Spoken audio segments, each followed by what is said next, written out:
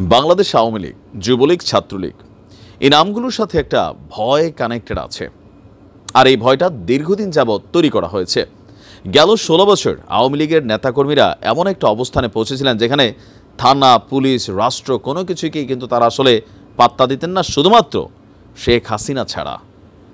সরকার পতনের পর আওয়ামী লীগের নেতাকর্মীরা পোতাই গেছে, আওয়ামী লীগের নেতাকর্মীরা আর রাজপথে নামবে না, এমন কিছু করবে না, এরকম চিন্তায় যখন অনেকে আছেন, তবে সরকার কিছুটা টেনশনে আছেন। সেই টেনশনকে আরও কয়েক গুণ বাড়িয়ে দেওয়ার জন্যই আজকে যেই ঘটনা ঘটেছে, চমলক্ষ ঘটনা, এটা কিন্তু আওয়ামী লীগের নিজের কপালেই শনি ডেকে আনবে। আমি বরাবরই বলছি এই ঘটনাগুলো আওয়ামী লীগের জন্যই খারাপ হতে যাচ্ছে। পুলিশের সাথে আমি দেখছি যে আজকে পুলিশের সাথে যেই ঘটনা ঘটছে, ভাই এরকম ঘটনা আওয়ামী লীগ ক্ষমতা থাকাকালীন আমি দেখি না, বাট এখন ঘটছে। বগুড়ার শিবগঞ্জে ঘটেছে এই চমলক্ষ ঘটনা। বগুড়ার শিবগঞ্জে পুলিশের কাছ থেকে একজন আওয়ামী লীগের নেতা, যার নাম হচ্ছে ফারুক হোসেন, ফারুক হোসেন নামক এই আসামিকে হাতকড়া পরা অবস্থায় দলীয় নেতাকর্মীরা ছিনিয়ে নিয়েছে। আজকে সন্ধ্যায় গতকালকের খবর, শুক্রবার সন্ধ্যায় উপজেলার মোকামতলা ইউনিয়নের জাবারিপুর বাজারে এই চাঞ্চল্যকর ঘটনা ঘটেছে। ফারুক মোকামতলা ইউনিয়ন আওয়ামী লীগের সাবেক সাধারণ সম্পাদক। বৈষম্য বিরোধী ছাত্র আন্দোলনে মামলার আসামি হচ্ছেন এই নেতা। এই নেতা হচ্ছেন উপজেলার জাবারিপুর গ্রামের আফজল হোসেনের ছেলে। ওসি সাহেব বলছেন, গোপন সংবাদের ভিত্তিতে জাবারিপুর বাজারে ফারুককে গ্রেপ্তার করেছিল পুলিশ।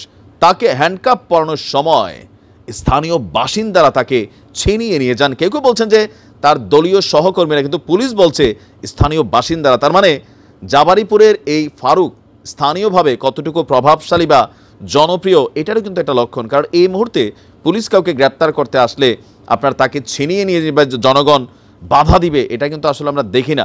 কেন ফারুকের বেলায় এমন হয়েছে?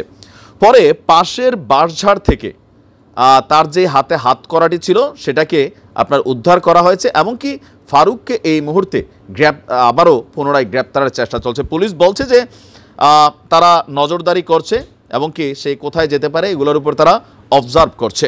এর বাহিরে আর এই পুলিশ কর্মকর্তা কোনো রকম বক্তব্য দিতে রাজি হয়নি। এখন এই ফারুকের বিরুদ্ধে যে মামলাগুলো আছে, এতগুলো মামলার পর আমার কাছে একটু আশ্চর্য লাগছে যে বৈষম্য বিরোধী ছাত্র আন্দোলনে যেই মামলার আসামি, তাকে ছিনিয়ে নিয়ে এলাকার মানুষ যেই ঘটনা ঘটাইছে, এটার রিয়াকশন কি হইতে পারে? তবে লোকাল পিপলরা বলছেন এখানে সাধারণ জনগণের পাশাপাশি দলীয় নেতাকর্মীদের উপস্থিতিটাই বেশি ছিল যারা এই ঘটনা ঘটিয়েছে। এখন আওয়ামী লীগ বিভিন্ন জায়গায় লোকাল পর্যায়ে এখনও কিন্তু অনেকটা শক্তিশালী। বিভিন্ন জায়গায় বলতে আমরা যেমন দেখি, ধরেন শহরে বা ঢাকা শহরে, এখানে আওয়ামী লীগের নেতাকর্মীরা অনেক দুর্বল, সবাই পলাতক, কারণ এখানে ফ্লোটিং একটা কমিউনিটি কানেক্টেড। কিন্তু লোকাল পর্যায়ে অনেক জায়গায় আপনার দেখা গেছে, অনেক জায়গায় আবার কিছু মিথ্যা মামলার শিকার অনেক আওয়ামী লীগের নেতারা হয়েছে। এটাও বাস্তবতা যে আওয়ামী লীগ করছে, মামলা দিয়ে দিছে। তো এইরকম নেতাদের বেলায় জনগণ কিন্তু বাধা দেয়। কারণ কি, যে না আওয়ামী লীগ করছে মানে যে সব খারাপ তা কিন্তু না।